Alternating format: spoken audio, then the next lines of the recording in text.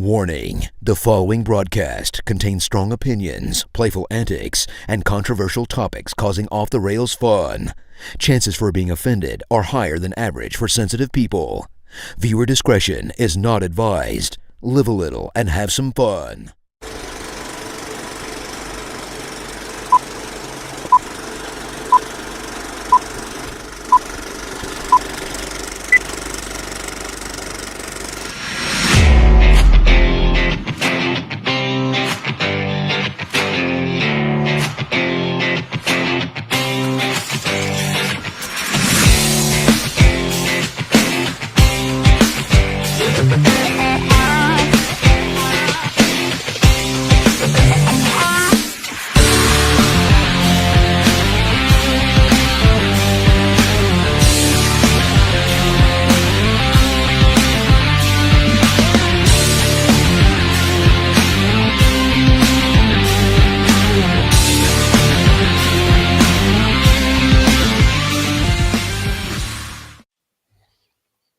Hey, and welcome to episode 186 of the Coach's Box. Call it as we see it.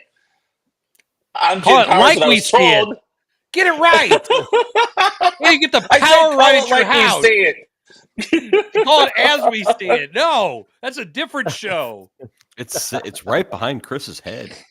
Well, you can't see it behind Chris's head because Chris's head's so big. Guess what finger I'm giving you? I know what figure. Hello, I'm Jim Powers, Chris Miller, Zach McVey, Kevin Halley, and yes, ladies and gentlemen, Jason Jarvis is nowhere to be found. Oh, but he commented already. He's already commenting. He's already throwing shots out. Already throwing shots out. Yeah, there we go. There it And is. it begins. We haven't even been on for a minute or two yet.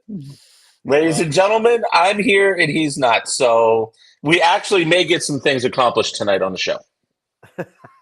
Maybe one or two. Hopefully, I don't know if anybody's paid attention, but we just had a bout of storms come through, and I think it is messing with everybody's internet. So we will do our best to try and have this live show. And if it's off the rails even further, this guy right up here, if it's off the rails any further than what it normally is, hey, just blame Mother Nature. Well, Hey, last week I wish I. Yeah, I was gonna say if I have to step off for a second, I think I might be able to fix my internet. So unlike Jim who lost the power completely. Lost power everything. with no power.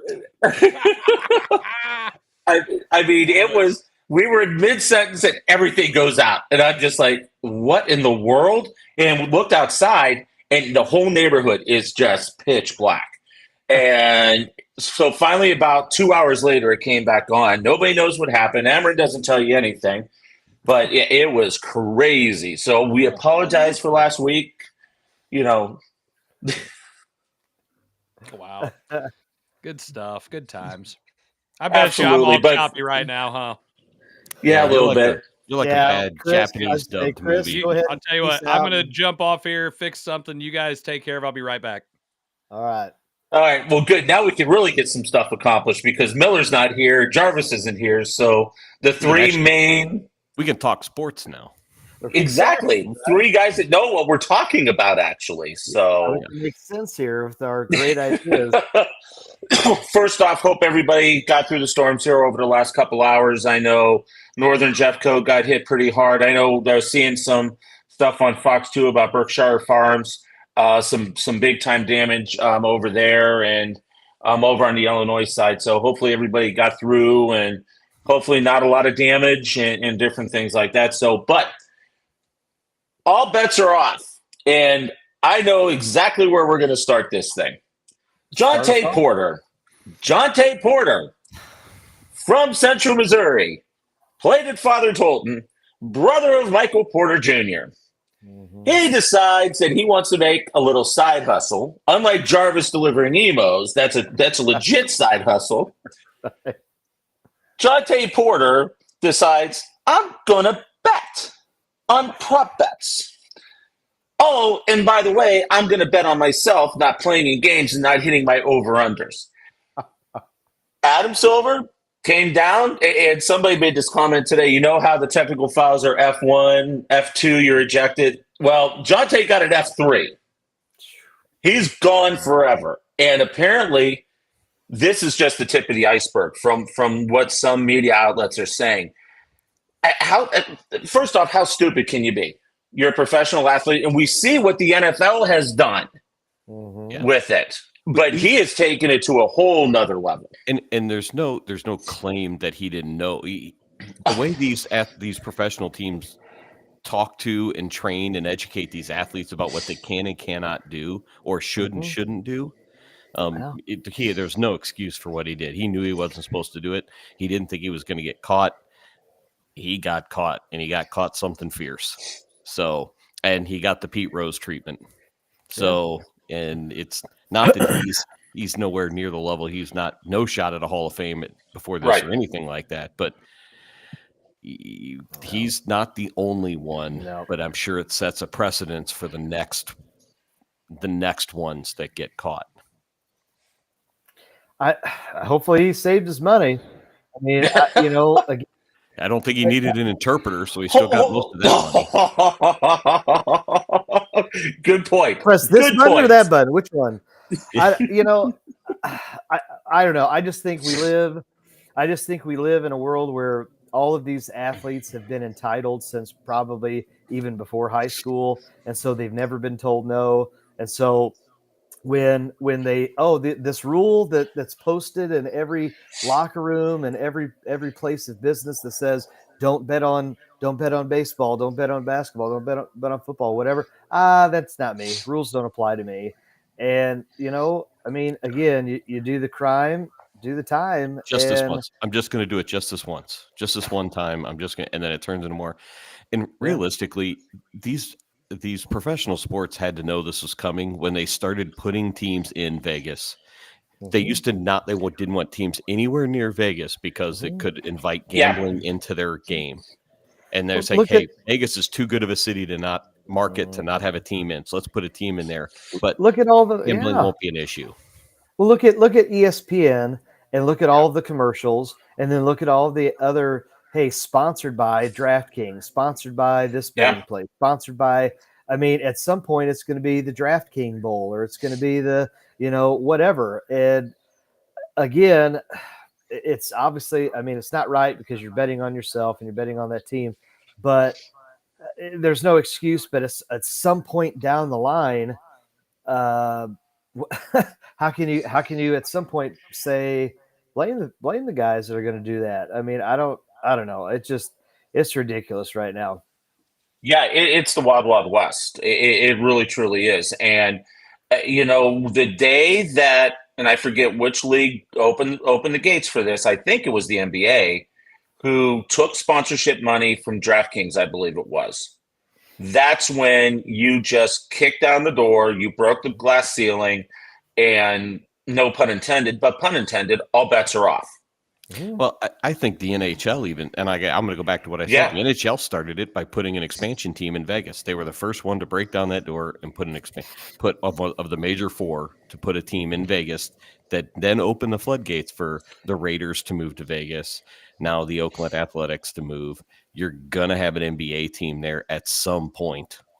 Yeah, so, I mean, I think they have the. You already have it. You already have it. Yeah, and you already have a WNBA team there. Yeah. That just won the title last year. So there's too much money in Vegas for these because they're so worried about money in these leagues. There's too much money in Vegas that you can't have a team in that league. It just leaves too much money on the table. I get it. I don't. Go ahead, Zach. No, go ahead, Jeff. Go ahead. I get it, and I understand it. I understand that there's billions of dollars in possible sponsorship money and everything along those lines. But somewhere, some place, you've got to draw the line in the sand. And apparently, Porter blew that line away and went over it in a big fashion. And I'm hoping Adam Silver takes a lot of heat, and a lot of it is very just. I will say that. But I think him going down this road is going to set Porter as an example for every sports league. We catch you, you're done. You will never play this sport again. Even though MLB tried to do it with Pete Rose, but that happened after he had retired and all that stuff. Well, I don't know how much of a precedent it's going to set. I got to wait to see when the superstar gets caught. I think they did. I think he did in baseball, and I think it was it's the interpreters, not him. Well, so baseball sets the precedence in that sense that the NFL did it with one of the wide receivers. Williams that Jameson played Williams. his height, yeah. But if it's Tyreek Hill, is it the same punishment if he's the first one? I don't know that he is. If it's one of the quarterbacks, I don't know that he is. I don't know that we get the same punishment, but it's easy to do it with someone like Jontay Porter and Jameson Williams. It probably wouldn't be, but you couldn't do it with Shohei Ohtani. Yeah, and you know what? There's just something that stinks with that whole Ohtani thing. It really does. I can see one side of it, but still, he had to know something was. How in the world now? Okay, normal people like us, I check my bank account every day. Every day, I look to make sure, in the day and age of wire, hacking and phishing and all that stuff, I check my account every day. Why isn't this guy checking his finances at least once every couple weeks, maybe once a month, and noticing that $1 million is missing? Come on. I know if $16 is missing, let alone if 16 million is missing. Right? So, who knows? But it's, maybe you want to take it for face value and say that he kind of got misinterpreted and lied to by his interpreter and things, but that's a lot of money and too many coincidences. Give it 10 years. For there not to be any smoke where there's fire. Yeah, right. Give it 10, 12 years. There'll be a 30 for 30 on it at some point. And I would give it a year or two past whenever he stops playing, whenever that is. Right. So, yes. Yeah. So now here's the big thing, and the majority of the Porter bets, from my understanding and reading a couple of the articles, it was mainly on the prop bets. If you're going to go down this road, why don't you work with the odds makers in Vegas and drop this prop bet crap?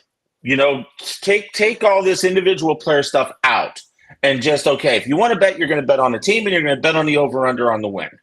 Are you talking about the athletes, or are you talking about everyday Joe citizen? Everyday Joe citizen. Take the prop bets completely off the table. There's too much. There's too much money. money. I understand that. Too much fun. Yeah, it's just, or you just, as an athlete, you're making enough money as it is already. Stop doing that. What you mean, like, don't break the law? I mean, is that like stop breaking the law? is that like not car racing your rented Lamborghini in Dallas on a freeway against a former teammate? Because it may break the law a little bit. There it is. Yeah. Again, people want to watch the world burn. I mean, it's just human nature to do those types of things and get away with what they can. And I don't know. I'm torn. I'm conflicted. And the reason why I'm conflicted is, we live in America. We live in the greatest country in the greatest time ever of human existence. And we have freedoms. Now, I don't think betting on your own team or betting against your team or anything that involves your own team. But part of me is like, look, if I want to spend money, it's not against the law for me to drop $10,000 on fireworks. Why can't I bet? So part of me thinks that way. But then again, a rule is a rule, and you have to have some integrity within your job. Well, and if that's the one thing you can't do, then they have a lot of freedoms to do a lot of different things. I think it's okay to say, because what's really stomping one of these athletes from Porter, and now the word has gotten out, and I've read in a couple of places that he would make under bets, like on these prop bets, like on points or minutes, and he'd get close and he'd pull a hamstring and have to come out of the game. That's what threw the red flag, is because there was a game back in early March where he was the prop bet was him scoring like over 5 points. It was like 5 points, and some other one. And he got the 3 points, played for 3.5 minutes, got the 3 points, and all of a sudden he had a mystery illness and pulled himself out of the game. So he could get the under. Yeah. Or the person that he told could get the under. And that's where players can manipulate that stuff. And by the way, ladies and gentlemen, Chris Miller has joined us, so now we can hear him rant. Now, here's what I'm going to tell you, and before Chris hops in here, we're going to sit here and do a lifetime ban on Jontay Porter, but Draymond Green gets to act like an absolute fool for years and commits how many technicals and gets how many ejections, and it's just like, oh, well, that's okay. That's just perfectly fine. So again, where's the integrity? Where's the the line is on the court versus off the court. It's right. If you do it on the court, you're good. If you break the rules off the court, then you're not. Now I think Draymond Green's an idiot. I cannot. He is one of the main reasons why I will not watch the NBA until the conference championships. And then I even hate watching it then because honestly, the way the Cardinals are playing, I'm not going to want to watch them at the end of May. So what else is there to watch other than the NHL? Okay, Mr. 100 wins. We're still beating that one up. All right. Go ahead. Go ahead, Dad. Yeah, now that I'm back here, I'm just going to tell you guys right now. Zach. Yeah. You can't bet on the game you play. You just can't. It's the cardinal rule of any professional sports. It doesn't matter. You cannot bet on the games that you play. Sure. He's an idiot. Yep. The money that he made doesn't even cover his rookie salary. Jontay Porter learned nothing at Father Tolton Regional Catholic. He learned nothing at the time at Mizzou. He is a complete and utter moron. You cannot be serious. You've got an opportunity to get your NBA retirement. You could be a big freaking scrub. You could be Chris Dudley. Great. You got to play in the NBA. You get the retirement. He doesn't get that. He's a freaking idiot. How stupid can you be? You've got literally one thing. He's worse than Adam and Eve, okay? Because at least they got to go on with their lives and still be productive. He's an idiot. There was one rule. God said, don't eat from that tree. Jontay Porter been like, I'm going to eat the whole damn thing, bro. Watch. Are you serious right now? We just had storms come through here, Chris. We don't need more lightning. How freaking stupid do you have to be? How stupid? You're that stupid. That's stupid. If any NBA commissioner ever lets Jontay Porter back in, he needs to be beaten with a tack hammer relentlessly. What I mean, seriously, it is exactly what you don't do. He's worse than Pete Rose. Okay, come on, you're an idiot. Ladies and gentlemen, that tyrant was brought to you compliments of Chris Miller of DraftKings. Of DraftKings.com. Sponsored by. Hold on. Right? Wait a second. DraftKings running a new special today. Hey, when you place that first bet, just type in Jontay for 150 and you get a free bet. I want to know what he remember today's bets are under your alias's name. Yes. Jontay Porter 2. You make sure you don't do that. Jontay Porter 2 is not the way to go. Ponte Porter. Jarvis agrees with Miller, and Ron Rhodes wants to know why did Coach Miller decide to show up tonight? The internet was messing up, so I had to go and try to fix it. So I turned things off and turned it back on. I like John Norton's. Yeah, John Norton's is great. Put that up. Chris, can you put that Clip up? that. Yeah, I'm going to get it here. Oh, my gosh. Remember, those that break the law typically aren't the smartest people. Yeah, you know what? And that's the God honest truth. Classroom. Those that get caught breaking the law generally aren't the smartest people. Well, I mean, come on. Again, what kind of freaking idiot do you have to be? I mean, seriously. You throw it all away. You don't even make the money that you make on a year.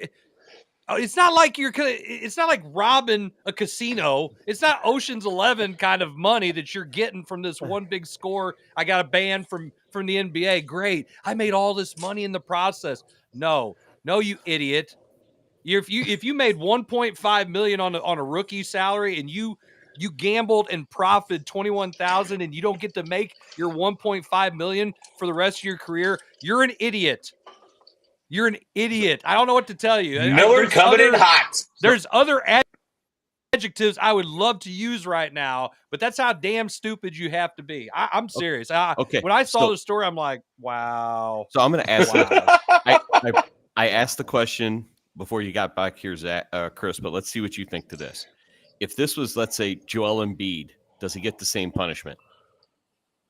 He should. Does he, though? I don't care. But does he, though? But does he? But that's if and buts and candy nuts, guys. You can't say what they're going to do. Well, okay, no, but what I'm asking, you can't say what they're going to do. It's a freaking NBA. Is this easier? Is it easier to make this? Easier. Is it easier to put this punishment out because it's Jontay Porter, not Joel Embiid, or even something? If it's a superstar, do they do it? Well, everybody says this whole thing with Shohei Ohtani, and now you got this. It's like, wait, guys, this is apples in a whole freaking tree farm.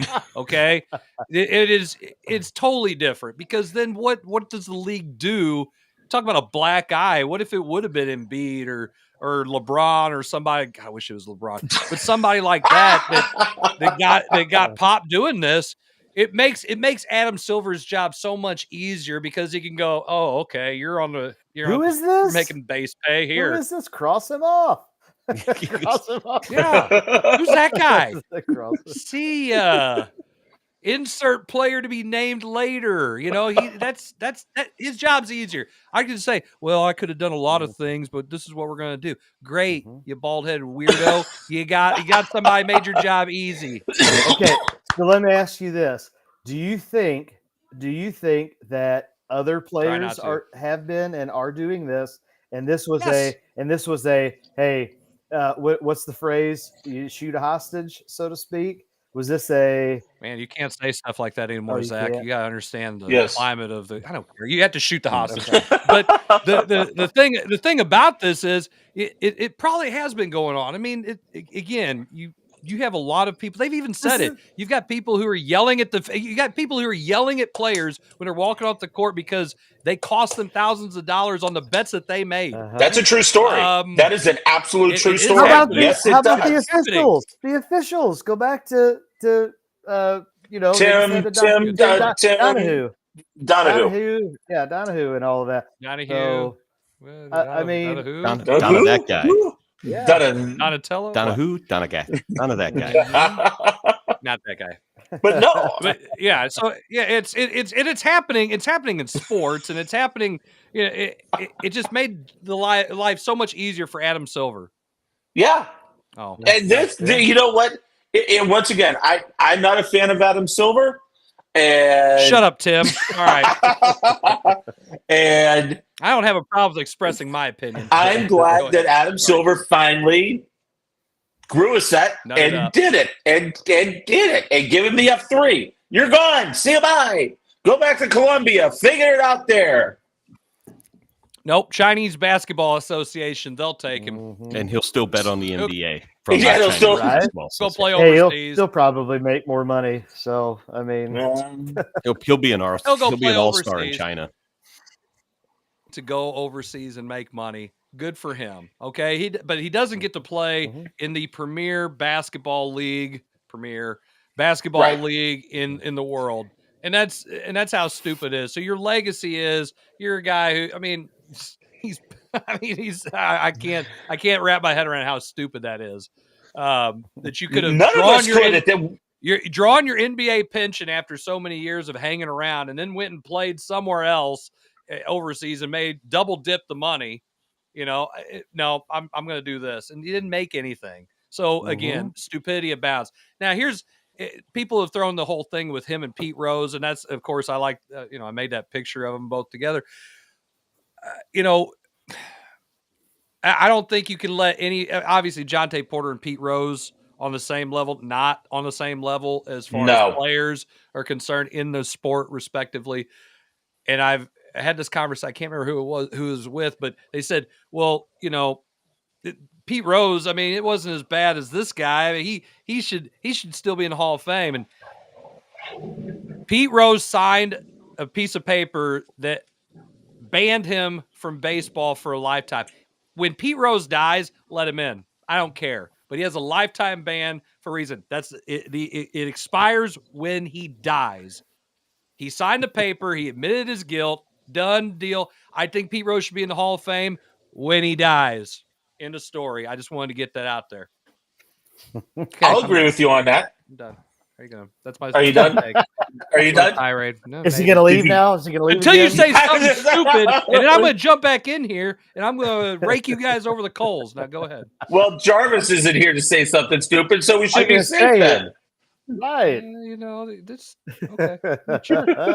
Go ahead. Live dangerously. He wants to throw bones at me. Guess what? He's not here. I'm bringing it right back. Let's go. Go ahead. So you guys go ahead. I've already had my piece now. I'm good. Well, I mean, okay. So we've got a few minutes before we have to take a break. We can kind of transition from NBA to WNBA. Did you guys watch the draft? I know I watched a little bit for several picks, just because of the hype of the college women's college game. And so I'm going to ask you, and I think we kind of talked about it maybe a couple weeks ago, but now that we've had the draft, do you think the hype and it was legit? I mean, you look at all of the numbers, you look at all the viewers. Is that something that is sustainable for the WNBA? So that's going to be the first thing. And then the second thing is when they start showing all of the different players' salaries or the rookie deals. I want to get your thoughts on that. And let's just kind of talk for, however many minutes here, this WNBA. So what do you guys think? Well, I thought we were going to do the whole second segment on the WNBA. Oh, we got plenty of stuff to talk about. Go ahead, Jim. Yeah. Okay. So number one, yes, I watched it. I took my laptop over Lutheran South while I was running the clock for the 2 soccer matches, and I watched it. And so much action in those games that you can watch. There actually was. There was a lot of action in those games. It was a great 2 soccer matches. Anyway, for those of us that like soccer. Number one, and Zach, I put this on when you said she turned down $5 million to sign a $750,000 WNBA contract. No. All those endorsements, all the sponsorship money, and I said this earlier today, she is going to become the best paid women's basketball player that there ever is. She's going to get more money than Cheryl Miller did. She's going to get more money than Candace Parker, Taurasi, Bird, any of those people. When all is said and done, she made the right decision to come out because of what she has done to elevate women's basketball. Yeah, I honestly believe that. 20 million. Yeah, she's got a $20 million deal, that $20 million endorsement deal. I think it was for shoes, but she's going to get a Nike contract, and that's probably it. I didn't see that, but I'm tired of people saying she should have stayed, or Fox Sports should have given her an NIL, or no, she's going to make more money doing what she did because of what she has done to take women's basketball. And let's just put it this way, guys. Women's athletics. She's taken it to a whole nother level. I mean, Jason and Mark Langhauser talked a little bit about it last week when the women's Final Four, 18 million viewers. No, we got this part in. We got this piece of it in. The men's Final Four, only 14 million. That tells you the trajectory of where women's athletics is going right there. And Caitlin Clark, Angel Reese, who I'm not a big fan of, she's a heck of a ball player. Cordona, the center from Stanford. Those girls can flat out play. And they're going to bring another level to the WNBA. I'm actually excited to watch them play this year. I really am, because I think it's going to be a lot of fun. Well, that's the question: is does it translate into viewership and let's just call it what it is, money for the WNBA? Well, that go ahead, Kevin. only works that only works if the WNBA leverages their ability to do that on TV. Because quite frankly, NCAA basketball has a much better TV deal than the WNBA does. If we have to get behind paywalls or cables and cable bills and things like that in order to see the WNBA, they've got to find a way to get it on ABC and Fox and those stations on a more regular basis. The Indiana Fever, that's the WNBA team that she picked her, have sold out. They sold out every one of their home games at the field house before the draft even took place. Well, that's nice. That's nice. That's not what I'm saying. What I'm saying, though, is this only translates in the world of TV money. Oh, this is not in-house money. This is, can the WNBA get on Fox? Can they get on ABC so that people across, they can sell the commercial ads for a national viewing audience, not just an Indiana viewing audience. Well, ABC and ESPN. Real quick, Chris. ABC and ESPN hold the rights for the WNBA, so it's going to be a big kicker on where they're going to place all that stuff. Are they going to end up on like ESPN2, or they end up on ABC? That's what I'm saying. That's where they need it. But we're only going to see the Fever. And a couple of other teams, most likely, with all these names. We're not going to get to see every team. Well, where you can develop those stars. Disney own, so they own ABC. You're going to see those games. I bet you have those primetime matchups here and there, and you'll have a probably some kind of weekend matchup or something on ABC, because it's a national. You don't have to have cable TV or satellite or anything to watch that. You can watch it just anywhere. So that's what they're going to do, because they have the opportunity. I don't foresee people who have the opportunity to make a lot of money with some very simple moves doing anything stupid to make that not happen. Like Jontay did something really stupid to make that not happen. I don't see the people who run ESPN and have those rights to WNBA making those poor decisions. I think where women's basketball is right now, this is their opportunity to step forward. We've said it. We said it, I don't know how many times. You don't know any of these guys that play basketball anymore. They've changed schools. They've changed teams. You don't know if they played a year in the G League or overseas. I don't know who they are. I can't relate to them because I haven't watched them play. I wasn't encapsulated by the March Madness with these guys. I can't even tell you one guy who plays for UConn. They won the whole damn thing. So it only goes to show you that there's girls who've been playing, and these ladies have been playing, and they're good, and they're fun to watch. And it's like, well, hey, I remember Clark getting there last year with Iowa. Well, I want to see what she's going to do this year. So she didn't change and go to Ohio State. No, she stayed there. I know you like that, didn't you? Yeah. And she stayed there. She didn't go to UConn. She didn't go to South Carolina. She didn't jump ship and say, "Oh, okay." That's what happens. They're staying, and they're more relatable, and you can remember them. Now, two things on that. One, Gino actually talked about the college trying to do a one and done rule for women's basketball. Yes. And he said that's going to kill women's basketball because of basically everything that Chris just said. Now, to the point of the WNBA, here's the statistic. The NBA has around $13 billion in revenue, while the NBA is only roughly around $200 million. Now that's after 28 seasons. So the fact remains, Chris, you can sit here and say this deal or that deal. No. If the butts are in the seats and they're selling tickets and people go watch, then that's what's going to drive more money. So when you talk about salary disparity and all of this, no. Get people to show up and watch the games. And I said last show, we talked about the girl from Oregon that was so great a couple years ago. Was worked with Kobe and all of that. I can't even remember her name, how to pronounce her name, but she was the it girl a couple years ago. Is Caitlin Clark going to be the exact same thing for a couple years down the road? That's the thing, because at the end of the day, if you want the WNBA to thrive, then people have to show up. Don't sit here and say, "Oh, well, pay gap and this, that." No.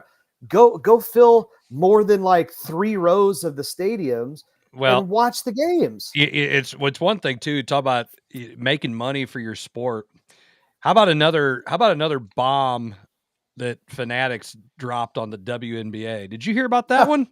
That they don't have the Fanatics, the company that apparently has sold the idea that we will provide uniforms to every major pro sports league in the world. Apparently, must have mom and pop out here making uniforms in somebody's basement, because you know what's happening? They will not have jerseys to sell to fans for the WNBA. Authentic jerseys. Yes, I would stand corrected. Authentic jerseys. So you want a Caitlin Clark jersey that's authentic, right? You have to wait until August. When does the WNBA season start? June. 3 weeks. Oh yeah, 3 weeks. 3 weeks. Okay. Yeah. They knew, the Indiana Fever knew they had the number 1 pick wrapped up, right? And Clark said that she's going to come out and go pro. So everybody kind of foresaw that this is probably going to happen. Hey, you might want to go ahead and print some of these and have them ready to go. The WNBA season ends in September. You had some time. Not only did you screw that up, but we don't even want to jump into the baseball part of the uniform. I mean, there was a running. Gosh. So they came out. The Cardinals came out today and said that they're all in city, blah blah blah. It was going to be announced on May 20th. Well, somebody put a post on there. Oh, does that mean Fanatics is going to have it done by April of next year? Yeah.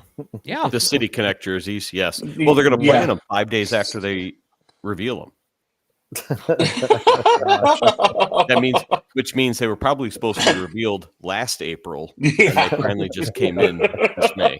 It only proves a couple things. Number one, everybody should just go to the jerseys that Great Britain wore in the World Baseball Classic. That you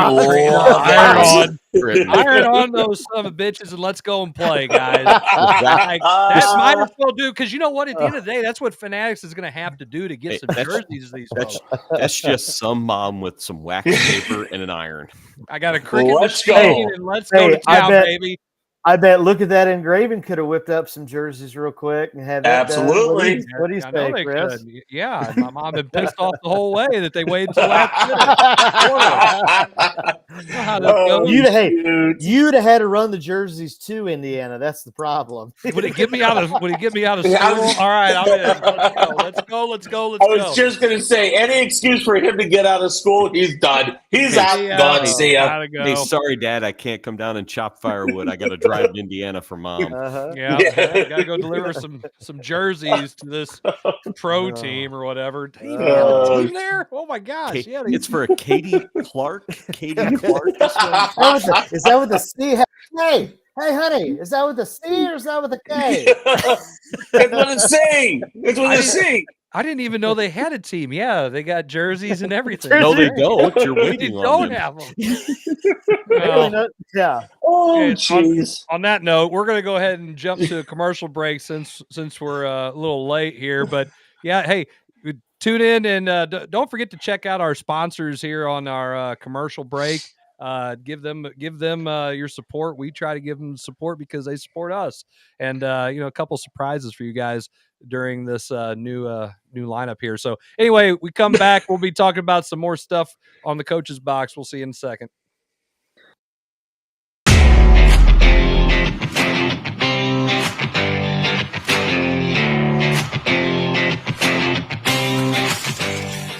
I'm a bird stuck in Larry Bird's attic. And I'm going cuckoo.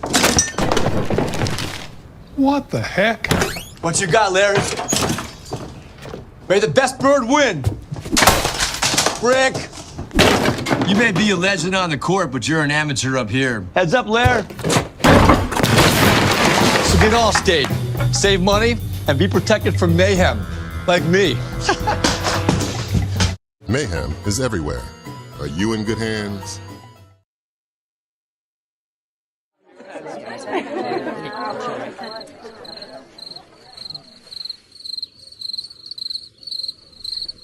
Imagine an HVAC as unnoticeable as the air itself. Sounds pretty good, huh? The new Daikin Fit. Air intelligence. Give Home by SMCI a call today at 636-337-4444 or email them at service@homebysmci.com. Hey guys, if you've been in to check out the changes at Case and Buck's Grub and Pub, stop by, check us out. We've got awesome wings, we got great pizza, we got a steak sandwich, a steak salad. Holy cow, we got games, we've got lotto, we've got cold beer, we've got a little bit of everything. Stop by, check us out, check out the weekly specials, barbecue, pork steaks, yum. Harold's Market, thank you, my friends. Check us out. We are waiting for you.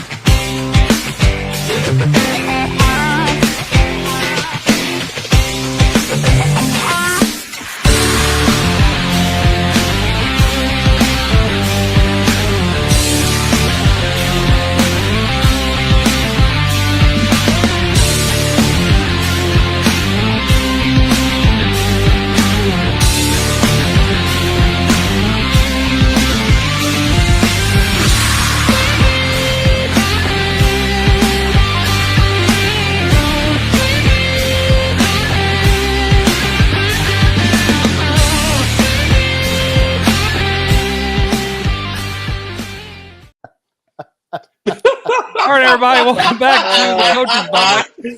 Oh, that was terrific. You're welcome. I figured you guys would like that. Had to change some things up, man. I mean, it was getting a little stagnant there.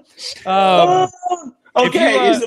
What? Go ahead. Go ahead, Chris. No, go ahead before I introduce the next topic. Oh, I just doing a little bit of show keeping, Jim. I thought the professional would understand that. Again, make sure you take care of our sponsors, please. Yeah. If you like our show, go ahead and sponsor. It's awfully cheap. We like to keep it cheap for you guys. That way we can promote your business. We appreciate our sponsors. Hopefully you got a chance to see their ads and forget if you are watching us on the YouTube, you can click that subscribe button. You can click the like button and go. Feel free to make a comment. We appreciate all of those, even if they're ridiculous comments, anything like that. Just don't forget. And if you're watching us on Facebook, I know that you use YouTube. Everybody does. Just click on over to YouTube. Hit that subscribe button, hit that like button. As Jarvis explained in the commercial break, it is free. Absolutely free for free. Doesn't cost you anything. We don't have any damn paywalls here. We bring this crap show to you absolutely free of charge. Now, Jim, tell us about our next subject. All right. NFL draft 1 week away. Mm-hmm.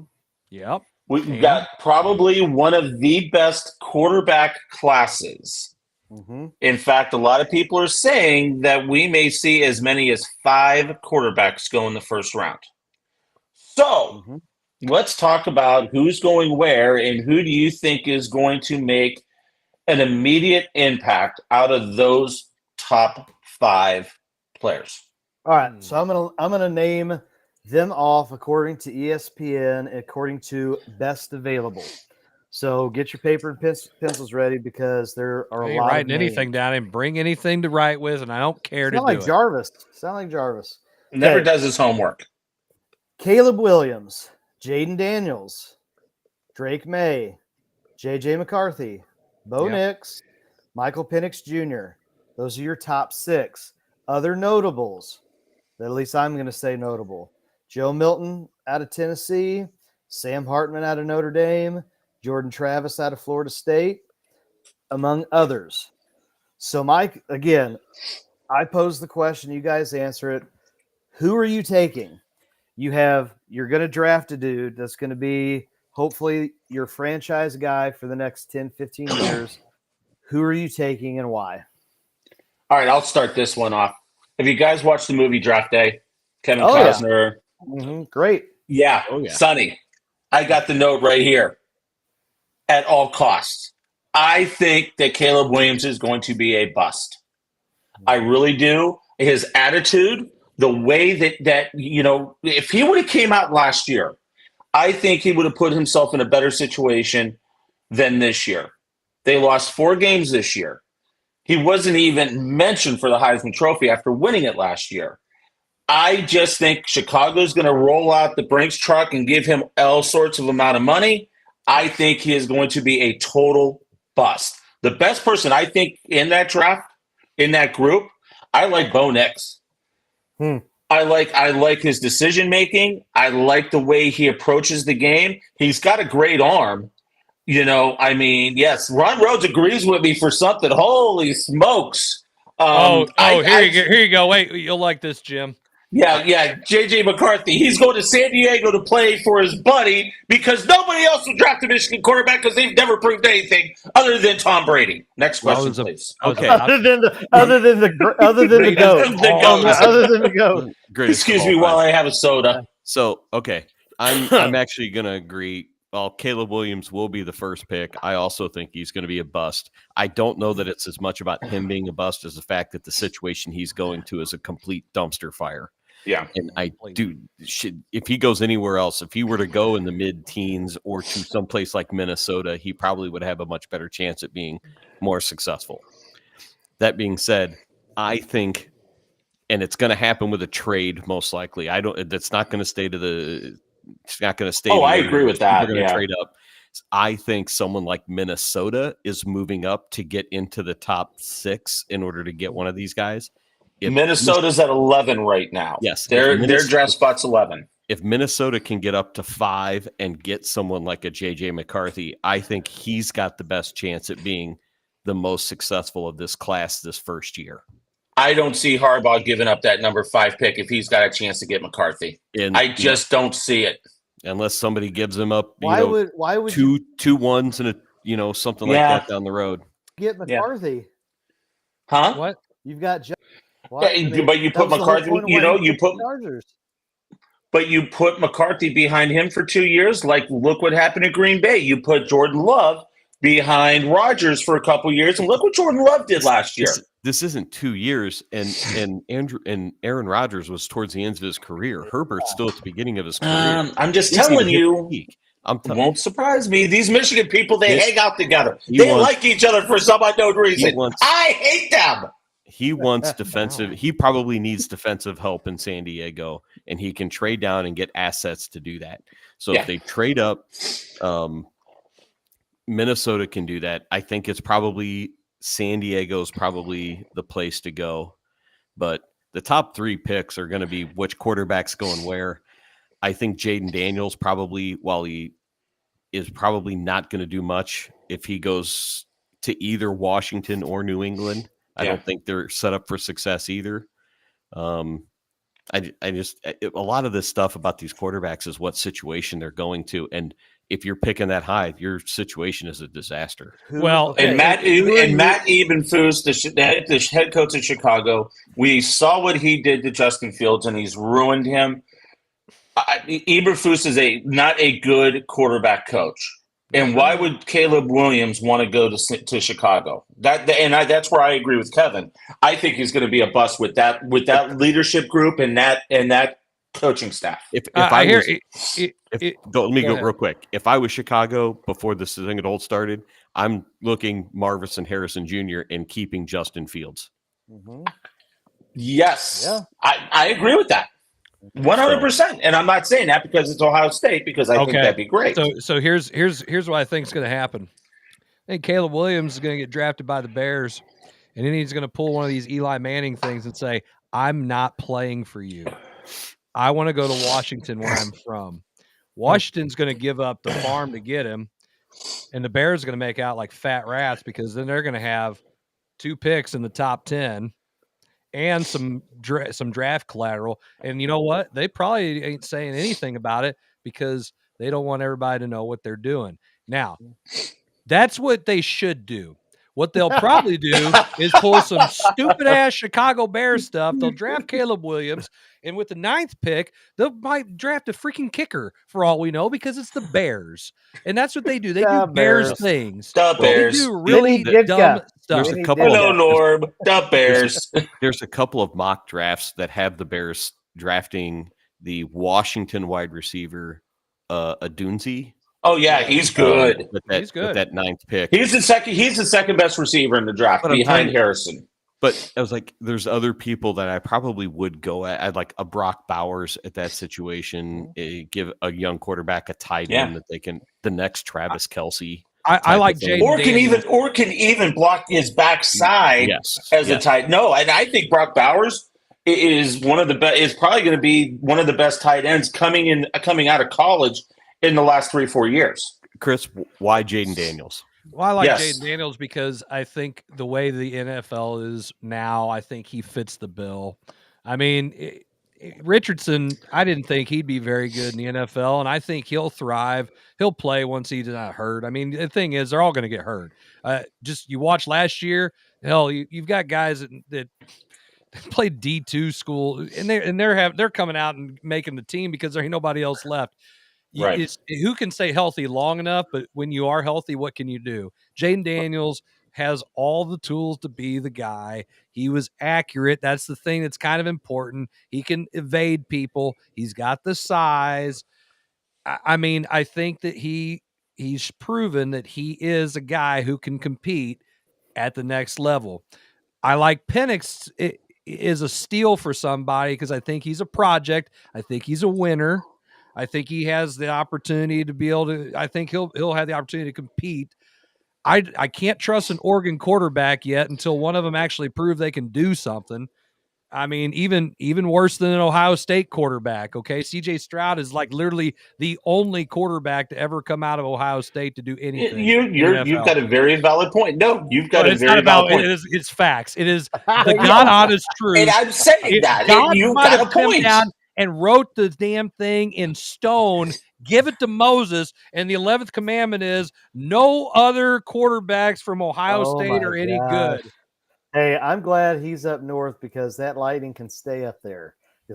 I didn't say anything blasphemous. Did you stop it? Okay. You guys aren't answering the question. What? Answer the question. You have one pick. Who are you picking? Jim. Bo Nix. I'm taking Bo Nix. It's Bo Nix without a doubt. Kevin. JJ McCarthy. Chris. I just said it. Jaden Daniels. He's the guy. Zach. I answered the damn question, Zach. All right. Well, now, all right. Hey, I'm going to throw. Can I throw another? I'm going to throw this kind of backup question here on this one. Okay. Let's say you don't get one of those guys in the first round. Mm-hmm. You need a quarterback, maybe not a top need. You want to go.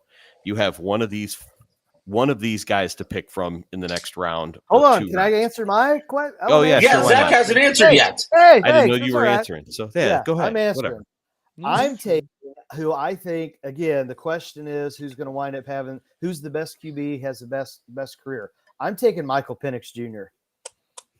I'm taking Penix. I think he's won. I think he's thrown. I think he's a natural born leader. I think the transition from Indiana to Washington, he had a great college career.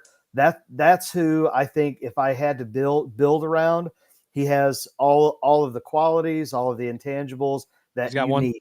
He's got one thing wrong with him because he's left-handed. He's left-handed. Spiral the same way. I don't even care about that. I don't even care. Okay. My biggest thing with Penix, all joking aside, Penix Jr. will probably have a better career. He has the opportunity to have a better career than any of these other guys we just mentioned because he'll get picked in the low rounds and he'll go to a team that doesn't suck, like the freaking Bears or the Panthers or somebody who's not a dumpster fire. Right. I mean, he'll be the next Jordan Love. Yeah. That's why exactly. That's why Jordan Love. That's why Dak Prescott had the opportunity that he did. He wasn't a guy that was a first round guy. He's what, a third round pick? We knew Penix is my sleeper. Who Love? Penix in that top five. Dak Prescott. He was a third round, I think. Yeah. Yeah, Zach was a third round. Don't sit here and tell me Dak's a good QB. He's awful. terrible. He's awful. Okay. Dak Prescott. He's Really? got pictures of Jerry Jones. Hey, he's got pictures of Jerry Jones. Chris, Just you need to stop. sign Just off stop. right now. Just Stick your stop. nose in a corner and think about what you just said. Dak Prescott. Really? Really? Dak Prescott is a starting quarterback in the NFL. There's only 32 of those jobs out there. It ain't like a damn PE job, Zach, where everybody has one. Wow. Okay. No. I'm telling you, it's a little harder to get that job. And he's playing quarterback for the Dallas Cowboys, and he's gonna end up being one of the highest paid players in NFL history. Doesn't So mean I guess he's he does good. something okay. I didn't say he was a Hall of Famer, but he's good enough to freaking win. Yeah, in the regular season. Okay, well, then you got to at least get there. I'll use cliff. your logic. Well, at least got to get there and do something. Oh, Okay. my goodness Just telling you. gracious. So No. All right, Kevin, what was your other Kevin, question? yes, please. So let's talk the best of the rest. All right? Mhm. So you get out of the first round. Maybe you look in late second, third round. You got 3 main names to pick from here. Who are the one you go with? Spencer Rattler, Joe Milton, or Sam Hartman? Ugh. Oh, I'll all right. So I'll start first this time. Rattler's a dumpster fire, but go ahead, Zach. I'll say this. So watching him on the QB1 when he was in high school and all of that, he just kind of rubbed me the wrong way. I love confidence. I love confident players, but again, entitlement, not so much. Oh, look at this guy. Speaking of entitlement. Yeah, tell you about I'll privileged. I will give you the NFL answer I would take Hartman. I think he will have the better career. I think Milton has the most upside, but I think if you're putting me saying, hey, you have to pick one of the 3, I'll take Hartman just because he's about 35 already and he's got all that experience. So plus he's going to help my ticket sales with all the ladies coming to the NFL. So I'm going to make more money if I draft him. Wow. I'll take Hartman, and I agree with you, Milton. I think Rattler is going to be a 4th, 5th round pick. I don't know if he'll survive. Like Zach hit it right on the head. I watched that series as well, and it was pretty well documented about how his high school season ended, and all that stuff. And then he moved from 2 schools, on the collegiate level. So no, I Rattler will be right there with Caleb Williams on the I'm going to be looking for a job line here after a couple years. I like Hartman. I think he did a terrific job running that Notre Dame offense. I think he's going to do a lot of great things. Milton, I agree, a little bit more upside. I think he's going to do well. Well, you can't use the 2-school argument against Spencer Rattler. Sam Hartman did the same thing. Yeah, but Sam Hartman wasn't a head case like Spencer Rattler was in high school. No. Sam Hartman didn't lose his job. You're not wrong there, but I did look into a little bit about the Spencer Rattler past moving forward. They have said that he has matured a tremendous amount since getting to South Carolina. Great. Both as a quarterback and as a human being. Look at Jalen Hurts. They picked him, and look how great he's been. He played at 2 different schools. Come on. Yes, he did. Well, I'm talking about his high school. The way the high school stuff ended. Watch QB1, and you'll see what I'm talking about. I've seen it, Jim. I know what you're talking about. A lot of things happen in 5 years. Yes, I think Spencer Rattler has the highest ceiling, whether he gets a chance to experience or not. I think he's got the best arm talent of all of those 3. Sam Hartman will have the best career. Okay, I'm going to make my pick now. All right. I want Joe Milton. That's who I want. I want the guy nobody sees coming because he was hurt, but he's got all the tools, baby. He's throwing the ball 90 yards. He can be your read option. Wait, he can he's be your 6'5". RPO. He's 6'5". He's 235. Okay. He's not some little bitty guy. He's not a little Caleb Williams guy. Like, oh, I'm too hurt. I won't play. I won't play in the bowl game because I want to get hurt. I don't get hurt. Dude, you're going to die because the Bears don't block anybody. You think those dudes that your team was playing against in that bowl game were tough? Get ready, buddy. You ain't going to have time to think about blinking. And you're already going to have your ass on the ground. They're going to need a spatula to get you off the ground. Justin Fields going to be like, see, I told you. He better go find Willie Beeman and get some of that invisible juice because ain't no way. He is toast. Willie ain't no Beeman. Willie Beeman. Ladies are screaming. Best football movie of all time. Oh, best football movie of all time. That's a stretch. Best football movie of all It's time. good, but it's not the best. Are we It's picking no little who's the Jarvis. best It's not even quarterback? top 4, top Hey, 5. by the way, Rod Rhodes has a comment for Jarvis. I know. Wow. Chris, you got to put that out. Chris, you gotta put that up. Yeah, Wow.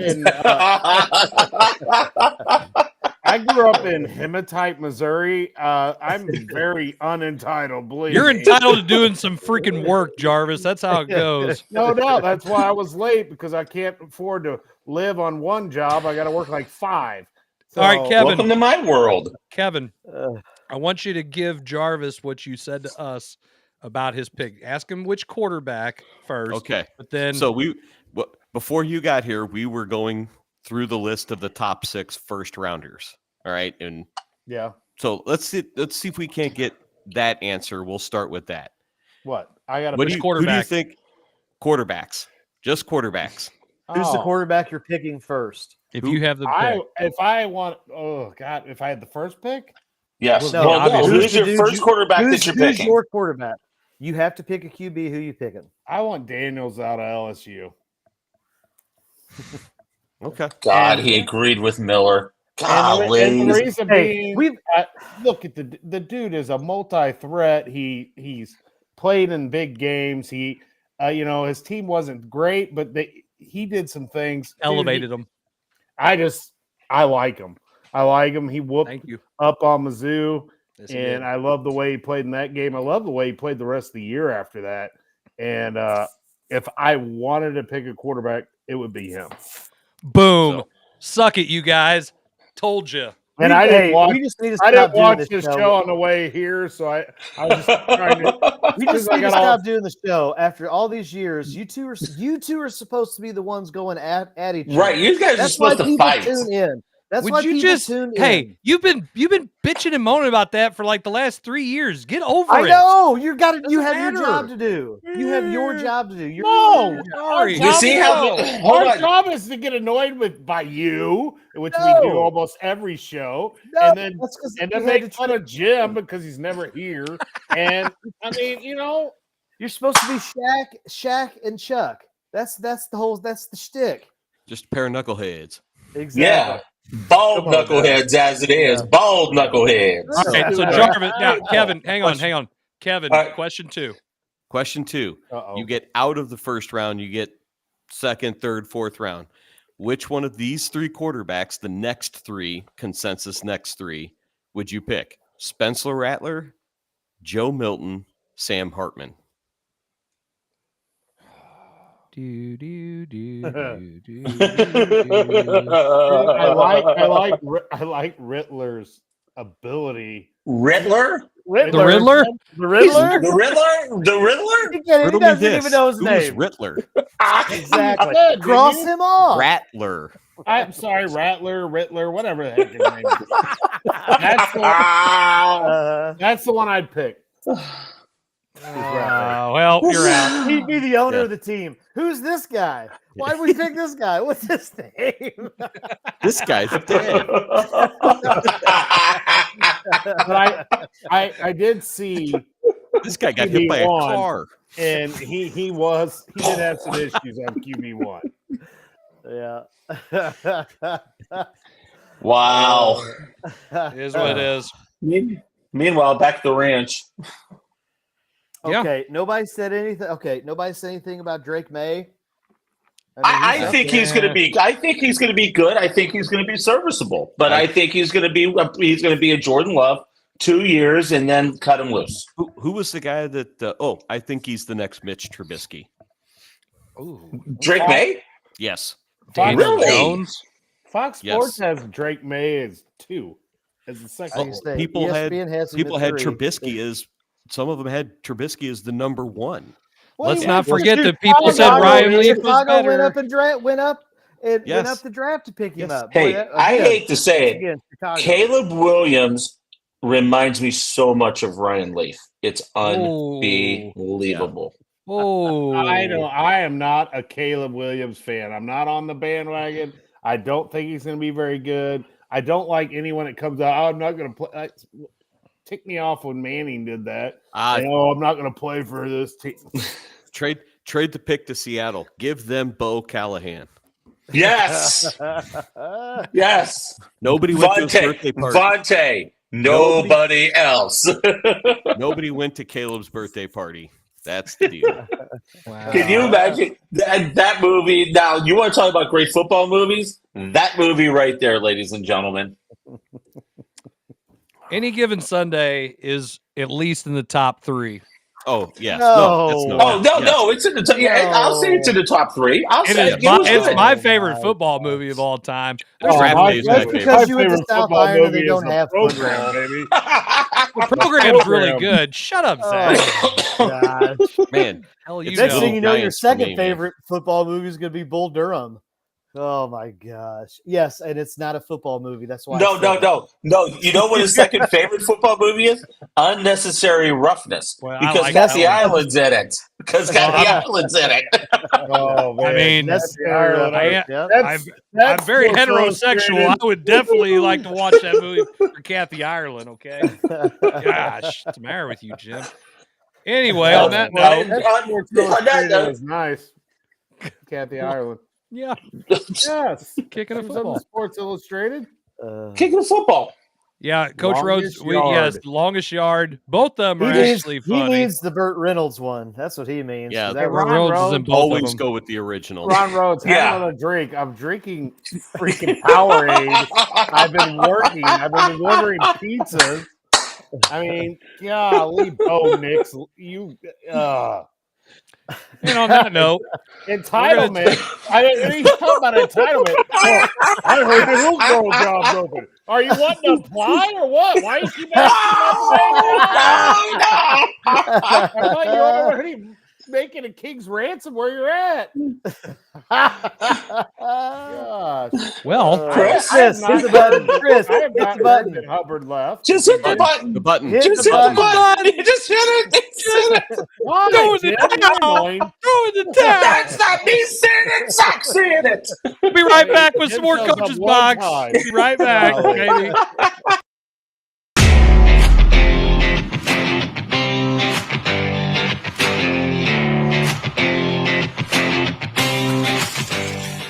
I'm a bird stuck in Larry Bird's attic. And I'm going cuckoo. What the heck? What you got, Larry? May the best bird win. Brick. You may be a legend on the court, but you're an amateur up here. Heads up, Larry. So get Allstate. Save money and be protected from mayhem, like me. Mayhem is everywhere. Are you in good hands?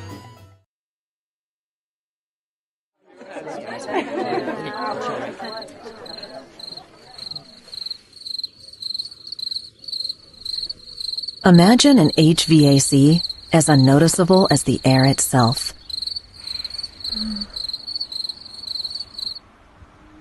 Sounds pretty good, huh? The new Daikin Fit.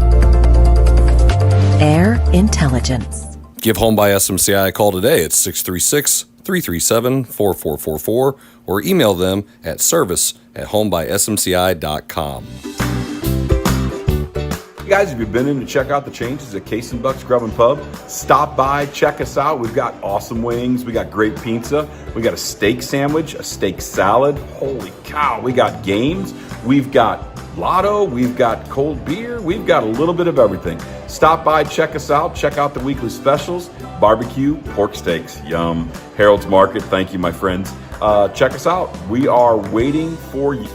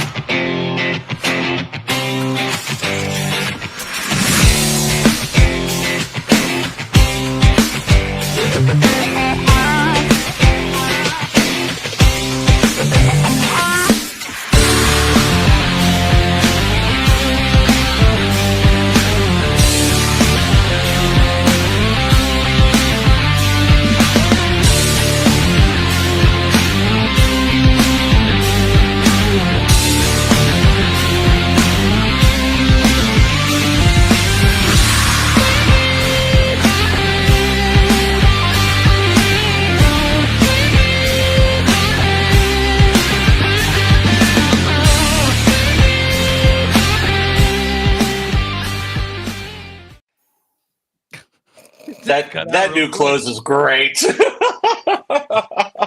Oh, that was Yep, good. no soccer here. Welcome to the third and final segment of the Coach's Box. If you like our show, you can do exactly what Jason said in the little graphic there. You can click subscribe and like. 3 what? Free. Oh, I didn't know what you're saying. Like, you're just throwing stuff out there. Anyway, you can definitely like and subscribe to us on YouTube. It's all free. You can follow us on Facebook, like it. Please comment. Please share.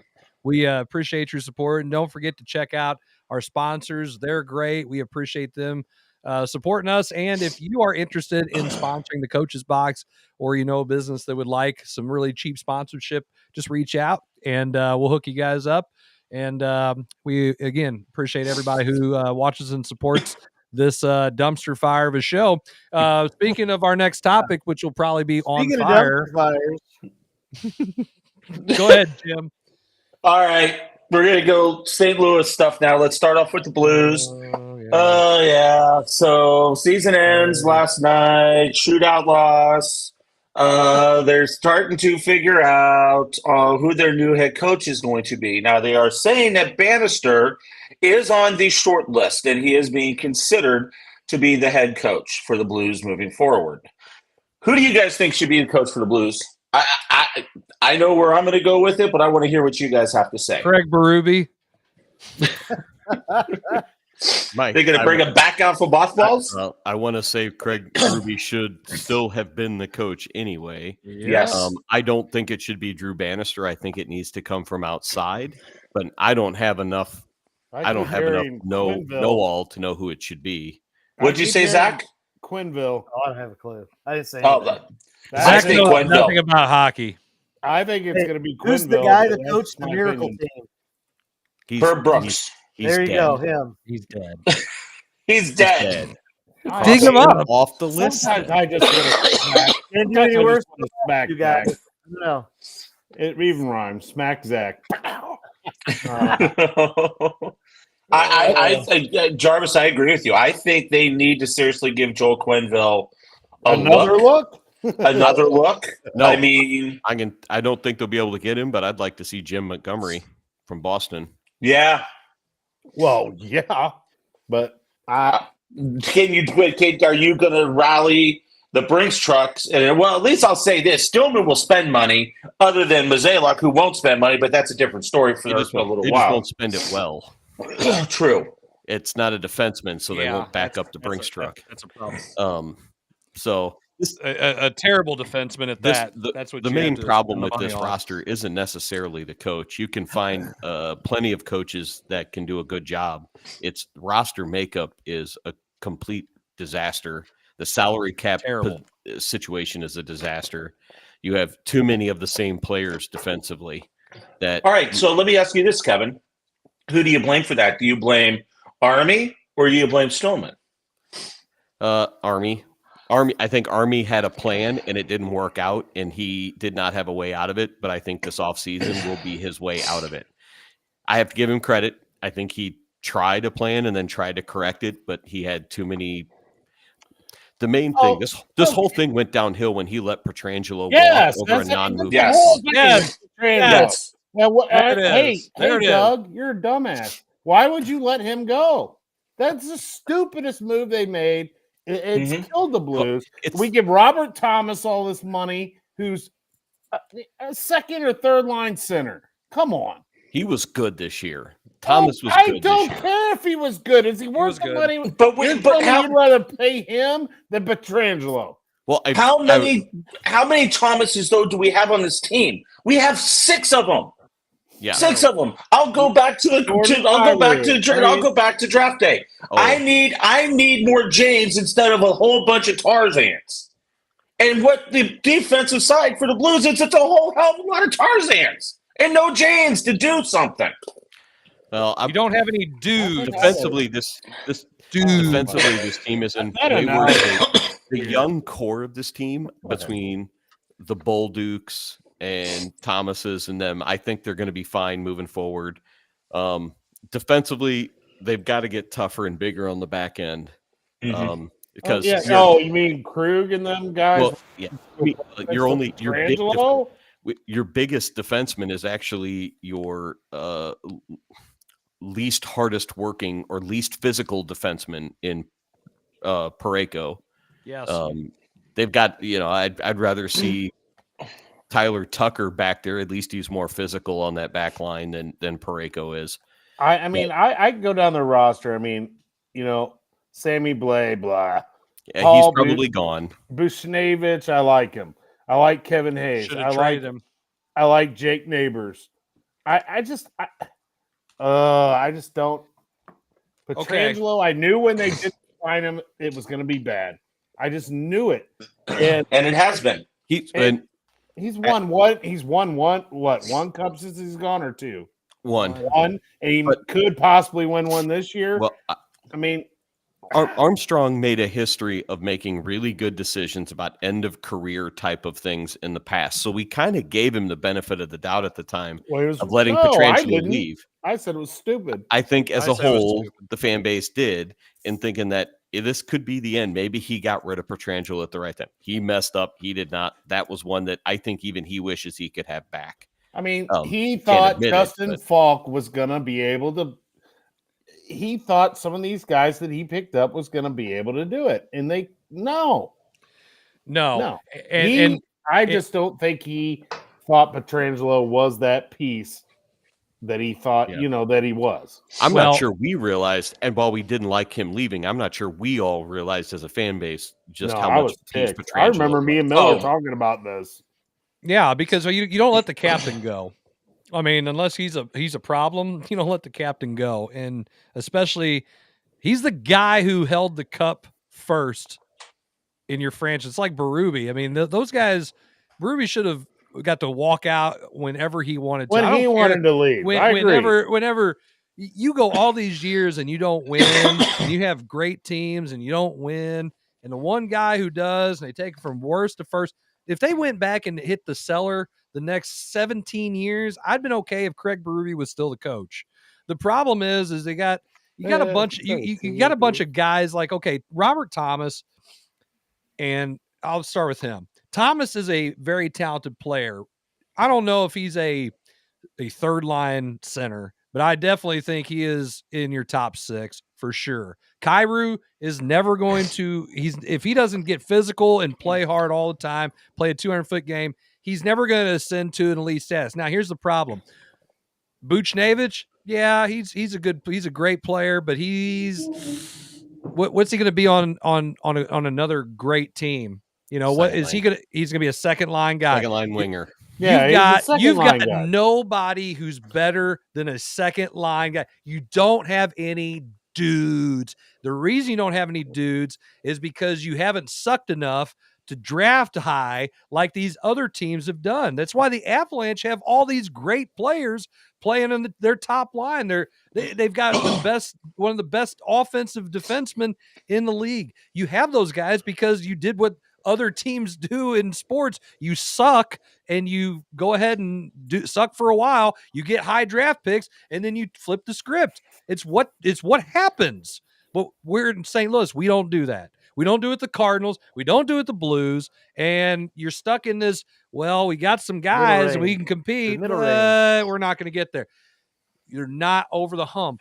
And you can't get there without dudes. And if you don't have the opportunity to go get those guys in free agency, you got a bunch of second and third and fourth line guys, or guys that are bouncing between the AHL and the NHL on two-way contracts. You don't get those guys because you don't have dudes, so you're not going to win. I'm just saying, there's no way they can win doing what they're doing. Our first line should be a second line. Our second line should be a third line. Our third line should be our fourth line. Agree. 100%. And our fourth line should be a healthy scratch. Our fourth line should be the number one line in Springfield. Mm-hmm. Mark this calendar, mark this time and date down. I agree with Miller. 9/22 on April 18th. I agree with Miller. I'm right. Because he's right. I will say he's right. Tim Winkler is right. Army said they would be middle of the pack this year. I agree. But why did they fire the coach? Why exactly? That's what he I'm says. asking. At the end. I know nothing about I don't know. They fired the coach. Listen, I would They bet said he that lost this might. them. I would bet this might be a little bit of a Schilt type situation. That maybe Berube went to Army and said, "Listen, this thing is not constructed well. We need to do this, this, and this." And it's like, well, we're not going to do that. And he goes, well, then fire me. So they fired him. Apparently, they still have a great relationship even after the fact. They drank a beer. Yeah, they sat there and drank a beer when they had the conversation. The Schilt like thing. that. How much? I like it too, but how much better would the Cardinals be right now if Schilt was the manager? Well, let's not jump to them real quick. I'm sorry. Let's you stick brought to them up. No, I know. I'm saying I was using. I was St. Louis. Is this Moneyball where Berube's like? Zach froze. Zach froze. I love it. Oh my God, that was so funny. He froze up. Clip it. Gotta clip that. I'm not gonna fire you. Yeah, clip that. With just that look on Zach's face. Yeah, that's good. That's my new picture for Zach in my phone. So funny. Oh my God. The thing that'd be a great one. Yeah. The thing about it is, though, is if they're never going to do that, if they're never going to just go ahead and tank, then you're not going to. What they should have done is they should have traded Buchnevich at the deadline to somebody and got them some high draft pick, even though if it's from a contender, get you some extra first round draft picks. Those are the guys that you know for a fact, as long as you're doing a good job of scouting and then you're developing, you're going to get some guys that can play.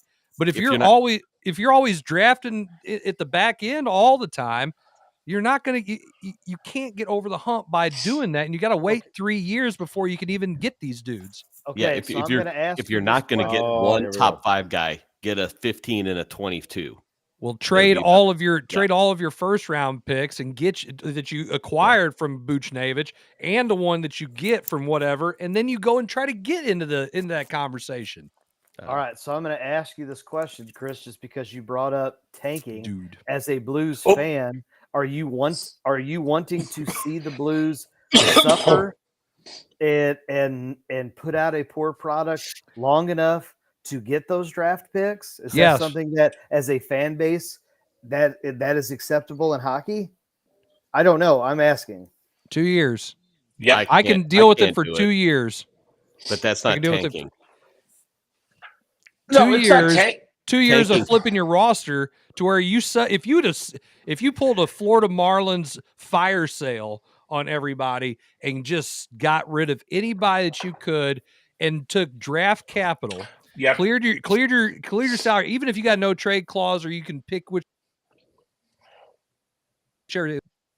Listen, we will I'll use Krug for example. If I can get a 3rd round pick for Krug, then I'm going to take a 3rd and whatever else they're going to give me and some expiring contract kind of thing to where I can turn around and flip.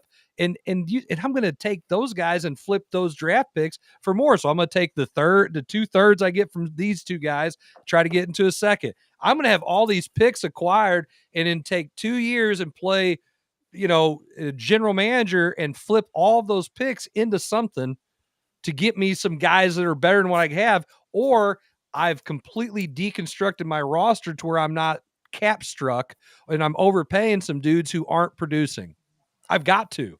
You're in a position now where you've got too many guys making too much money, and they all have no trade clauses. Yeah. Who was supposed to get traded in the offseason? One of the defensemen had no trade clause, and he goes, Krug got traded, but then vetoed it. He got traded to Philadelphia, but then vetoed it. Yeah. That'd been great. It's like, oh, really? Or you could just stop giving everybody no trade clauses. Yeah. Good job, Army. Yeah. So, part of the problem with that, though, is all these teams are doing it. Everybody's doing it. Get in the car. But we're just not we're not being successful doing it. Yeah, we're just not giving it to the right people, evidently. You know? Yeah. Like Petrangelo. That would have been good. No, we give the same amount of money to Jordan Falk and say, you guys got to be literally the same player. Right. No. Terrible. That's hard no. Oh, they overpaid for it. He was trash. He was trash. Garbage. He was garbage. Zach, you got to start watching hockey so you can actually participate without freezing up. That was just karma. All right, well, let's bring Zach into the conversation as we finish up with Cardinals talk. And Steven Matz yesterday proved to everybody, including myself, what he truly is. You cannot give up 5 runs to the Oakland A's in front of 2,000 people in 900. that garbage stadium. Was it 900? I mean, this pitching staff. Not the problem. Pitching staff's not the problem. Their offense is horrible. That's the problem. That's the problem. You're going to have a clunker every now and then as a pitcher, but the problem with the Cardinals is right now is their offense is a clunker every time they take the field. Okay, you ready? They have 3.6 runs per game. They're at the bottom of the Central in terms of runs scored at 70 or 78. They're not good, Zach. They're not offensively. They are negative. They're -9 in terms of run differential. And what scares me is that dudes that you expected to step up, Gorman, 191. How many strikeouts? Holy crap. Walker, 180. Oh, terrible. You look at Goldschmidt, 182. Victor Scott, 089. Young. Mason Wynn's been your best hitter all year so far. Yeah. But Mason Wynn is a walking error right now defensively. I'm still playing him. I gotta play him. You gotta play him. He's your best hitter. But the pitching staff probably because his back hurts. No, that's true too. Hey, when you get hurt? They're pitching. Hey, wait. I want to stop all this conversation. Would you guys take right now 313, 7 home runs, 8 RBIs, and 15 hits? But he's on the DL. He's on the DL right now for a concussion. Would you have taken that? Oh, I'm hurt. I don't know how to communicate in the outfield. I can't do my job. I can't do my job and have priority and say I've got the fly ball. So now I got an owie on my head because instead of saying I got it, he's like, hey, I'm Canadian, eh? And so now I got a big gash. Why does it got to be a Canadian thing? He probably was trying to call it in French Canadian. Did he get a gash on his head? Or you didn't see the blood? No. Oh, I didn't see the blood. I watched it. I watched it and I cringed. And then there's just blood. It was the Crimson Mask from WWE. Oh, my he God. was busted open. Ron Rhodes, I've enjoyed your commentary tonight until then. What did he say? Who do you think he show has hit a new low? So I'm just saying, after Matt Carpenter needs to go away on a rented mule into the sunset. Well, look, they need to get him off the DL and do what with him? That's the problem. Retire. That's what he needs to do. So he struck out 20 times in the in exhibition games. Sorry, Zach, I didn't mean to cut you off. No, you're fine. All I'm saying is this: after more than 10% of the season, we are sitting at 9-10. We are 3 games back. We are last in the Central, 3 games back. Are we not who that we thought they were? Or is this 10% too small of a sample size? 75 wins, and I'm sticking with it. I thought it was going to be the other way around. I thought the offense would be okay and the pitching staff would be awful. That's what I kind of thought. Fifth worst team in the MLB. Fifth worst. Their pitching staff, though, is 3rd in ERA in the National League. Okay, I will give them that credit. But what happens? What happens when Lance Lynn's arm falls off of his body in the middle of a pitch? That is not going to happen. And Lance Lynn is like the most fun of this whole team right now. He is. Did you see what he said about that guy Button? That was the greatest thing. Oh, that was great. Oh, my gosh, that was great. And, dude, he just, bam, fastball. I'm mad, I'm fat, and I'm pissed. I broke it. Hey, but what about last week when he broke his belt? They had in the middle of the game. Awesome. I felt all of that. The poor announcers are like, well, there must be some sort of blah, blah, blah. And all of a sudden, they're changing his damn belt. It's the greatest story of the year. I will agree with Ron Rhodes. Sonny Gray has been awesome. Yeah. Well, yes, he has. The best story of the year so far has been Lance Lynn, this NAIA pitching coach lookalike, going out to the major leagues. Oh. and playing as Bartolo well Colon-esque. Oh, right? dude. All right. We were talking about him. He's gained 40 pounds since the last time he was here. as he looks like He's a small child, for crying out loud. Lance Lynn looks like he should be the pitching coach at Missouri Valley. No. So I mean, it's just Dude, Lance he's Lynn still looks up like there he's gonna making millions. he's gonna get off the mound, get pulled from the game. He's got to jump in his truck, drive over to Heiny Miney and play a softball game. I know. He's the missing Duck Dynasty brother. Hey, if he was a guy that you could know what I'm carry a talking about, beer. Zach? Hey, big time players. Big time players. Hey, if Lance Lynn could carry a can of beer out onto the mound and drink while he's pitching, he would do it. Oh, he looks just like a beer league softball. Absolutely does. I bet she's hammering beers in the clubhouse Dugout, before baby? he goes out. Or maybe I'm gonna jump. Go ahead. You're gonna jump internet or what? What's No, I going said on I was here? going to jump in and you Spit guys it out. talk. I was going to. I just Go wanted ahead. Lance Lynn a long time ago. I wanted him back, but go ahead. Oh, okay. We're at a So right now, they were talking like people talk about how bad Walker's hitting, and said, "Well, should you send him down?" Absolutely not. You can't send Walker down. You can't do anything with Gorman. You gotta leave. You gotta leave everybody where they are, and you just gotta start playing the younger guys and say, "We've got to start hitting, okay, or we've got to make big changes." I think you're getting to the point now where you're seeing the fact that they should have traded Goldie last year and got something out of him, because everybody says, well, he starts slow, and I agree. Slow. But you know what?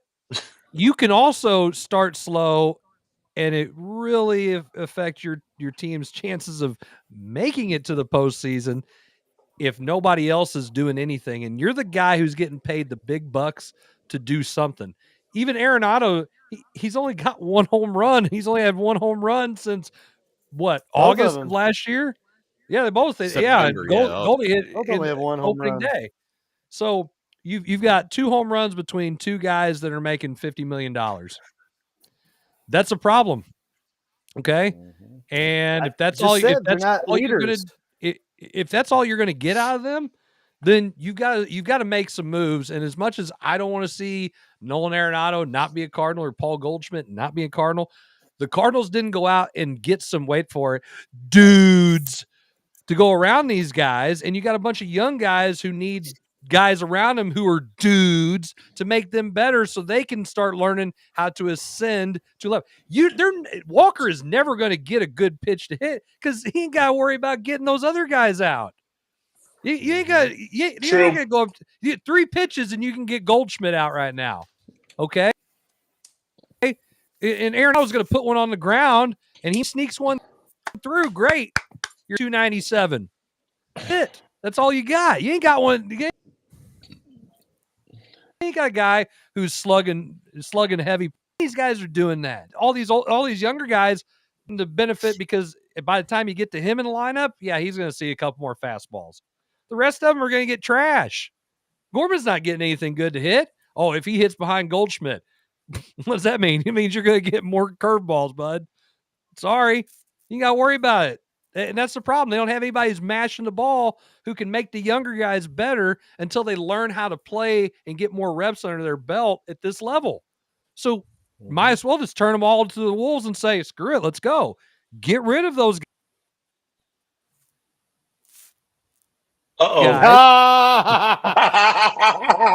I was now. Ron Rhodes just brought it up. I was going to say that Herrera has been a bright spot for them. Yes, he has. Herrera needs to be playing. I'll agree with that. I mean, he needs to be DHing or catching, and then vice versa, the other catcher DHing. I agree. I think Herrera should be playing every day. Yeah, Contreras and Herrera both need to play every day, in my opinion. Yep. Right now. Look, hey, just let one of them play first. That's why there's the DH rule. Hey, just first. It's easy to play first. Tell them why. You're dang right. It's incredibly difficult. Hey, Hildebrand can play. He can play first. Come on, Hilly. Come on, Yeah. Halley. Hatterberg. Here's what's gonna happen. Hatterberg at first. Come on, Hattie Hattie. on the Hatterberg. bench. Yeah. All right. But You we start. out of Hey, your wait, you hang on. lost. Time out, Zach. Time out. Okay. Who was the DH on that team that Scott Hatterberg couldn't play the DH? I can't even remember who that had been. And that team was It freaking was loaded it. too. Was it Justice. Dave Justice? David Justice. Yeah, it was David Justice.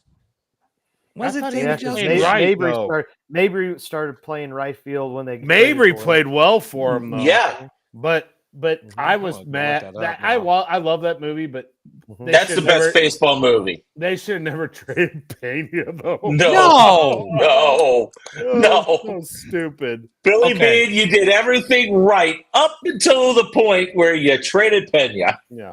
Okay, wait. It is not the best baseball movie. There's What's the best baseball movie? Oh, Bull Bull Durham? Oh, Is what he's gonna The say. Natural? no. Oh, Natural's good. Natural's good, but it's Bad not. News listen, Bears? Field of Dreams. Major League, Field of Oh, Dreams, yeah, Bull Major Durham. League. All three of those Bull are Durham. better. Nah. Field of Dreams Major is one of League. the best. Moneyball, Major League, and Field of Dreams. Moneyball's 4 or 5. No. We'll have to You do got some Moneyball segment in the before Yeah, we're going to have Field to of do. Dreams. Yeah, I feel a debate coming on. You have Moneyball before Field of Dreams. Somebody Yes, I didn't play catch enough with Jim. You're nuts. All Field right. of Dreams is one trying of the best to get ever. this back on task. mean, I I'm terrible. want to Hey. give Kevin's Oh. just been hanging around. We're hasn't not been saying talking about much, so soccer, damn it. Easy. easy there. Hey, by the way, Kevin, how about that soccer match on Sunday? That was a great win for City, wasn't it? Yeah, too many questions. There we go. Thank Oh, you, there. Chris. All right. That's what happens when you start Yeah. that. Yeah, weird. There he is. Hey, put him in timeout. No, all right. So We're gonna here's put That's you your on a warning, Sunday. Jim. That is your warning. Do not bring that up. man. Do you understand that I'm still logged in as you and I can do this? I'll change the password. That is so good. The show is out of control. Oh my goodness. Off the rails. Yes, we have officially gone off the rails. Oh, All my right. So what were we at now? I don't even know now. I'm trying to bring it back here. So we're talking Bring it about back, the Zach. Cardinals. They're 9-10. They have their first series against a Central League opponent starting tomorrow. You've got a 3-game set with Milwaukee. Milwaukee is 11-6. Milwaukee is also Milwaukee will win 2, will lose. the Will leader lose 2. in the Central. And win 1. You explain to me, in your opinion, what has to happen in your mind to prove that the Cardinals have a shot to win this division. Is it still too early? You tell me what you think needs to happen. What do you need to see? This we'll just round up and call it this weekend. It all started once. There it It's is. like class. It's just like class. Hello. Yeah, that's what I think. Bueller. Well, I still think Yeah, it's that's a too, great movie. I still think it's too early to throw them out at this point and just call them off for dead. I still think the offense has to be much better. And if the offense can be better, they give themselves a chance. Can they put the ball in play? Can they No. find- Can they can get on find base their when they rear hit the end ball? with both hands? No. Can you At the hit moment, the ball no. over the fence every now and then more than what you are now? As a fan, I'm hopeful. Realistically, Negative Nelly here. As a fan, hashtag real I'm life. hopeful. And I'm sticking with that. it about made Jim die right there. How many wins? You know did the old say? phrase, right? And then he Wish- could wish pitch for the one hand Cardinals. and- Hey, Zach, I don't think they're getting 100. No. 91. 75. 91. 75, boys. You're It might- you're gonna it have to might- pick up the pace. It might take the Cardinals 2 years to get 100 wins. Oh, they're not the Baltimore Dude, are Orioles we a going couple back to years the ago. What was it? The 90s? Yes, They so were bad. They bad. were outside of Yes. 96. 96 was their only year where they were Okay. worth the darn. I had to go back and look, and I'm changing the subject for a second.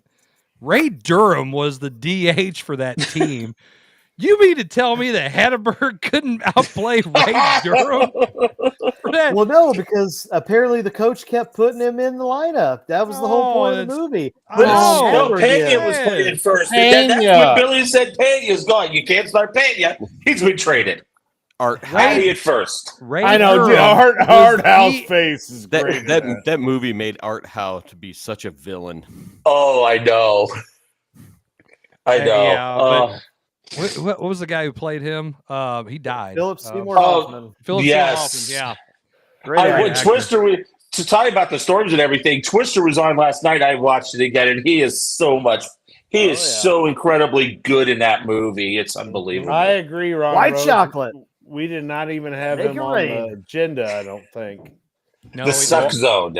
The suck zone. Whitey Herzog. Yep. Oh. Yes. Yeah, Cardinals Nation definitely suffered a huge loss with the passing. That was a gut punch. I will have to say I love Tim Winkler. I post Whitey's picture, right? And that's all I posted. And Winkler's like, "What? What's the deal? You want to see him come back and manage?" It's like, I'm like, he goes, "Oh wait, never mind." I'm like, he died. Oh, whoops. But they brought up a good. I got such a giggle out of that. It was great. I was listening to one of the radio shows yesterday, and the comment was nobody really realized how sick Whitey was when they showed him at opening day. Nobody really realized how sick he truly was. And apparently, from what the reports were, he nearly did not make it to opening day. Yeah, that's why he was up in the loge and not down on the field like he always is. Well, he's 92 years old. Yeah, but from what people were saying, he was still, moving around quite a bit. And then over the last month or so, it kind of got to him. I sat there on 101 and listened to his Hall of Fame speech. Unbelievable. And he was so awesome. That dude, I mean, that was Whitey. When I think of Cardinal baseball, I think of Whitey Herzog. I mean, the White Rat.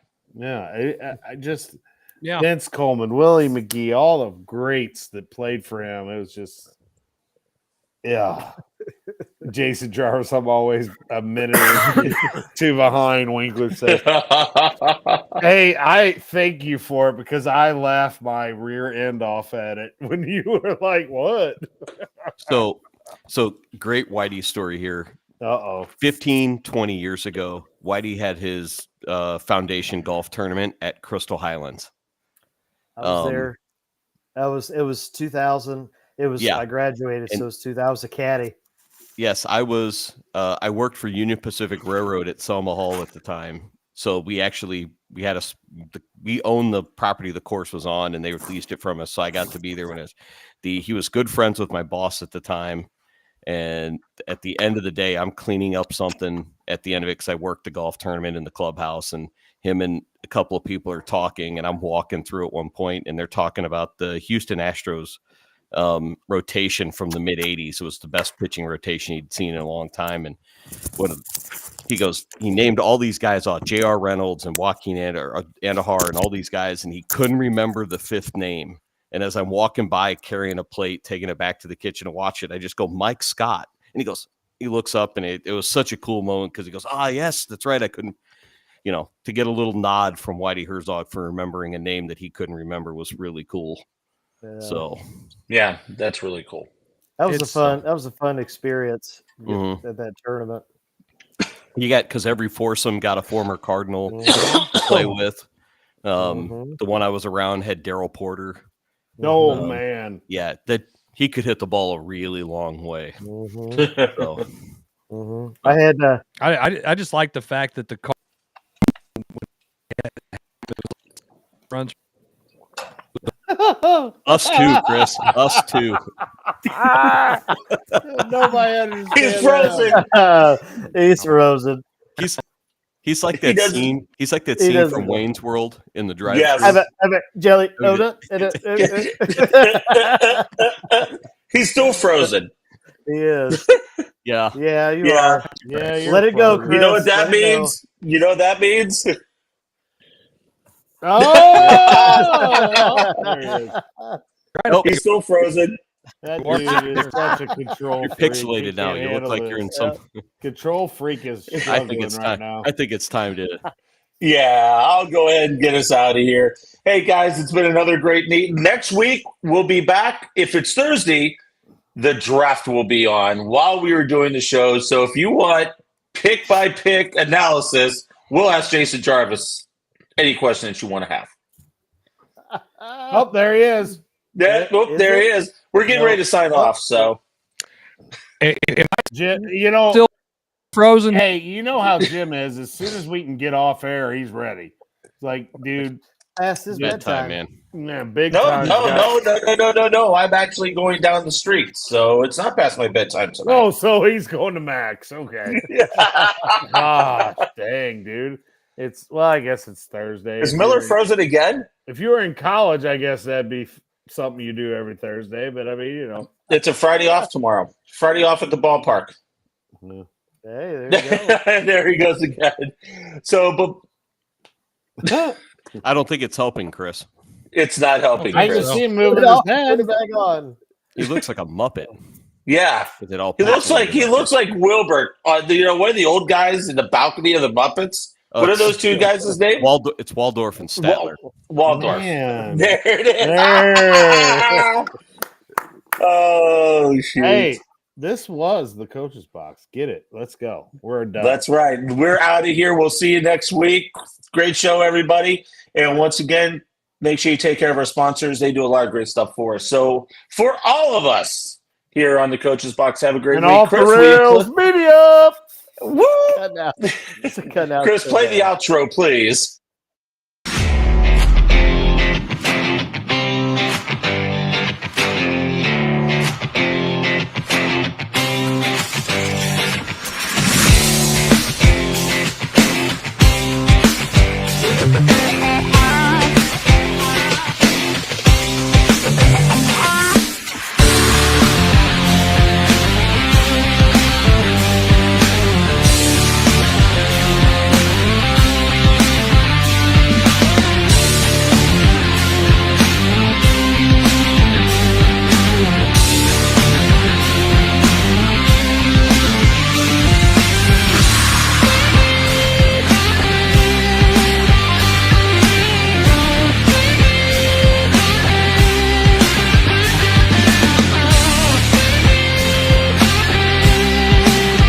This episode of the Coach's Box Call It Like We See It podcast is brought to you by Off the Rails Media.